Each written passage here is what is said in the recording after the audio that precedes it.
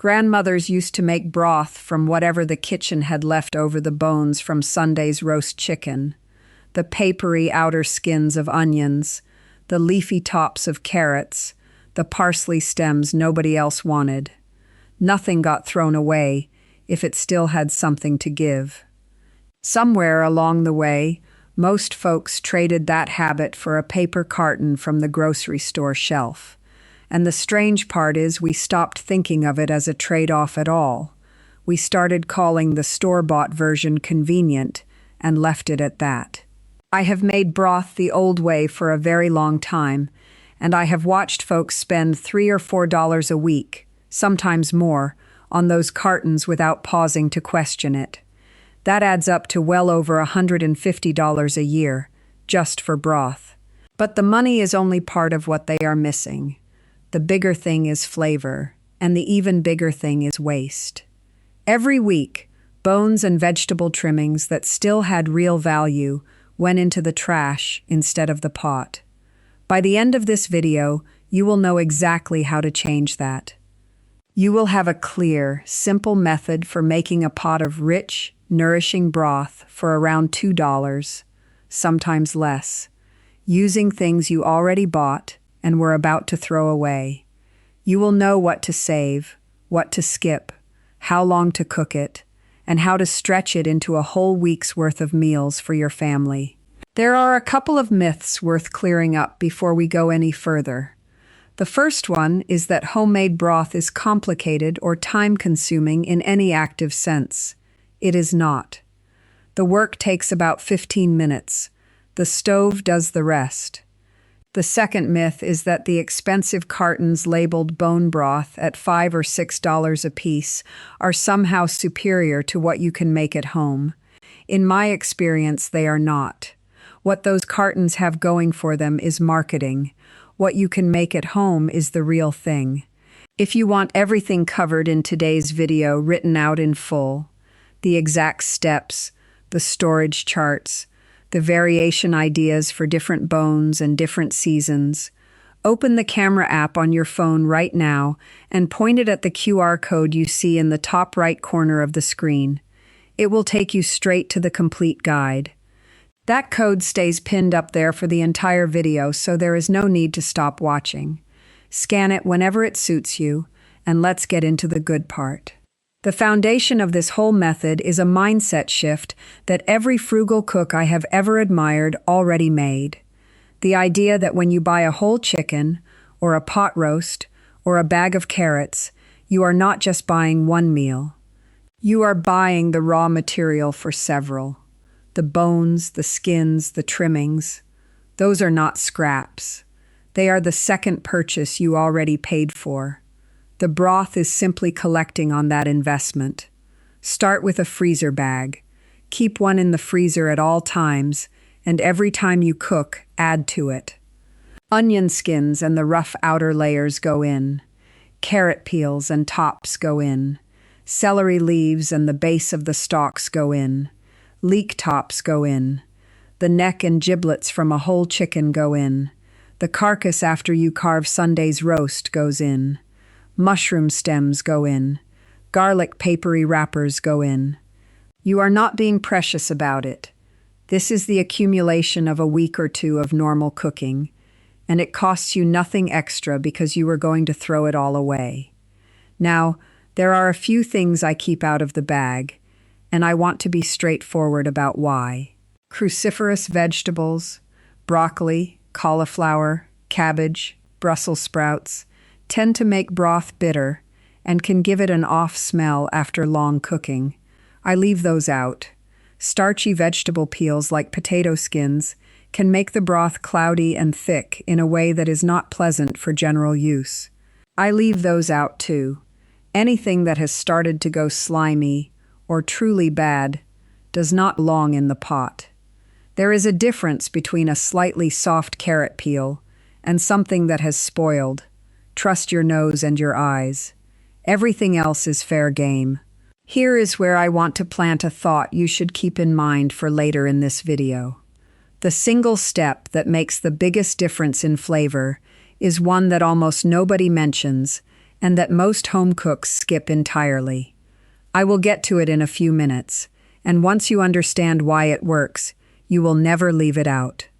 When your freezer bag is full, and that usually takes a week or two of regular cooking, you are ready to make your broth.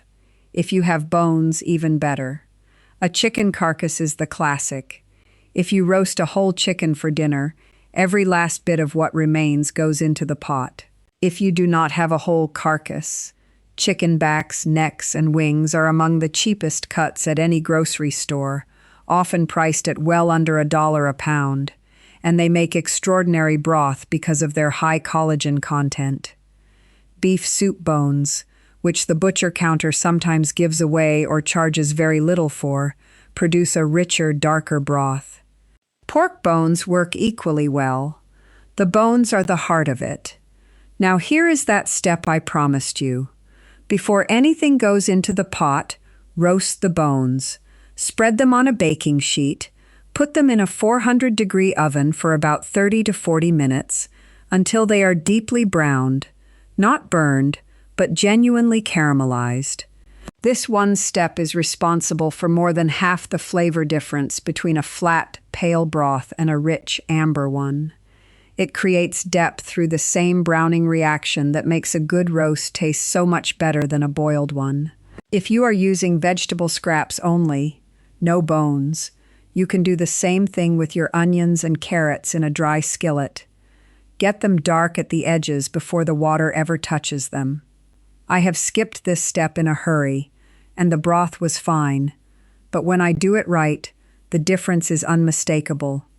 Everything I just walked you through, the full detail on which bones produce the best results, how to handle a purely vegetable broth, and the specific roasting method step by step, is laid out in the complete guide. Open the camera app on your phone and point it at the QR code still sitting in the top right corner of your screen. It will walk you through the whole process in writing, so you have it right there in your kitchen when you need it. Once your bones are roasted and your vegetable scraps are out of the freezer, add them all to your largest pot. A Dutch oven, a stock pot, whatever holds the most. Cover everything generously with cold water. This is important. Start with cold water, not hot. It helps draw the proteins out of the bones slowly, which keeps the broth clearer and more flavorful. Add a small pour of apple cider vinegar, just a tablespoon or two. You will not taste it in the finished broth, but it helps pull minerals out of the bones during the long cook.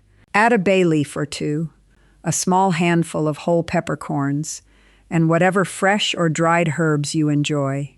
Thyme is classic. Rosemary works. A bundle of parsley stems, which have more flavor than the leaves anyway, is excellent. Bring the pot to the gentlest simmer you can manage, not a rolling boil. A brisk boil makes broth cloudy and can make it taste a little flat and grassy. A true simmer, where you see small bubbles breaking the surface occasionally but no agitation, is what you want. In the first 20 minutes or so, you will see gray foam rise to the top. Skim it off with a spoon and discard it. After that first skimming, you can mostly leave the pot alone. Let it cook for at least 3 hours. 4 or 5 hours is better for chicken.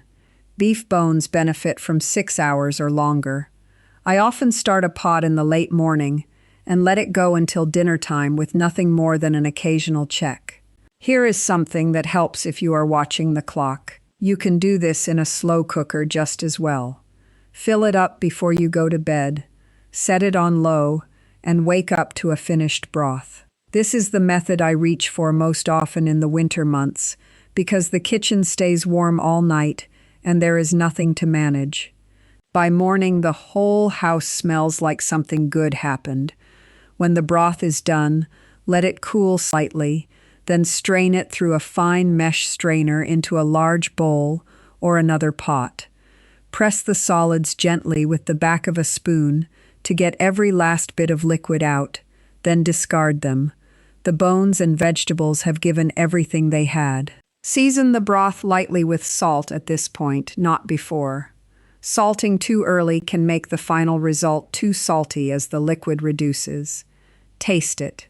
If it tastes thin, return it to the heat and let it simmer uncovered for another 30 minutes to concentrate. A good finished broth should taste rich and rounded, with a pleasant savory quality that lingers. For storing, I think in terms of a week in a freezer. Anything you plan to use within the next 5 days goes into jars or containers in the refrigerator. The rest goes into the freezer. A helpful trick: pour some into a muffin tin or an ice cube tray, freeze it solid, then transfer the portions into a freezer bag. That way you can grab exactly as much as a recipe needs without defrosting a whole jar. Those frozen portions keep well for several months. You may notice that after the broth has been in the refrigerator overnight, a layer of fat rises and solidifies on top. I usually lift that off and either use it for cooking — it is excellent for sautéing vegetables — or discard it if I want a lighter broth. Underneath that fat cap, a well-made broth from good bones will often be partially or fully gelled when cold. That gel is collagen, and it is a sign of a rich, well-extracted broth. It loosens right up when you heat it. Now I want to talk about what to do with it all week, because this is where the $2 figure becomes real. A pot of this broth is not just soup. It is a building block for nearly everything on the table. Use it instead of water when you cook rice or quinoa. The flavor difference is remarkable, and it costs you nothing extra. Use it as the base for any pan sauce after you brown chicken or pork chops. A splash of broth deglazes the pan and makes a sauce worth talking about. Use it in mashed potatoes instead of extra butter and cream. Use it to braise vegetables until they are tender and glossy. On a cold morning, pour a mug of hot broth with a little salt and drink it the way your grandmother might have. Plain, as something restorative and warming on its own. A full pot, which typically runs 8 to 12 cups depending on your vessel, can touch Monday's soup, Tuesday's rice, Wednesday's pan sauce, Thursday's braised greens, and still have portions left in the freezer waiting for next week. That is the multiplying effect this method has been quietly delivering for generations. I want to take a moment to mention that if you have been following along and you want all of this in one organized place to keep on hand, the scrap guide, the storage method, the week of meal ideas, open the camera app on your phone and point it at the QR code in the top right corner of your screen. The guide walks through everything we covered today in full, and it is the kind of thing worth keeping where you can reach it. Scan it whenever you are ready, and it is yours. Since we are approaching the end, this is a good moment to invite you into the Miss Ruth's Kitchen community. If you find yourself coming back to videos like this one, practical, no fuss, the kind of cooking that makes sense and saves you money, consider subscribing and joining the folks who gather here regularly. I answer questions in the comments, and the community that has built up is full of people who know their way around a kitchen and are happy to share what they have learned. Let me bring this home. Grandmothers made broth because they understood something that the modern food industry would rather you forget: that what looks like waste is often the most valuable part of what you paid for. The bones, the skins, the stems, the scraps, all of it has more to give. A pot of broth from those things costs almost nothing. It feeds your family real food for the better part of a week, and there is no carton on any grocery shelf that comes close to the flavor of something you simmered for 4 or 5 hours, with good bones and thyme. This week, start the freezer bag. It takes 30 seconds and costs nothing. Put it in the freezer, and every time you cook, add to it. When it is full, make the broth. Roast the bones first. That is the step that makes the biggest difference, and now you know why. Let it simmer long and slow, strain it, cool it, and put it to work. Next month, this will be a habit so natural you will not think twice about it. For everything we covered today, written out in full and ready to use in your kitchen. Just open the camera app on your phone and point it at the QR code still in the top right corner of your screen. Scan it and get the complete guide, the scrap saving system, the full broth method, and the ideas for stretching it through the week. It is all there waiting for you. There is no money in teaching people the simple thing that actually works. The old way is still the best way, and now you have it. Before you go, I would love to hear from you in the comments. Did your mother or grandmother make broth from scratch? Is there something she added to the pot that I did not mention today? Those old kitchen habits are worth preserving, and I always learn something from what folks share down below. If you want to keep going, the next video is on making a big batch of vegetable soup from that broth, the kind that improves every day it sits in the refrigerator. I think you'll want to see that one. Thank you for spending your time here. Take good care.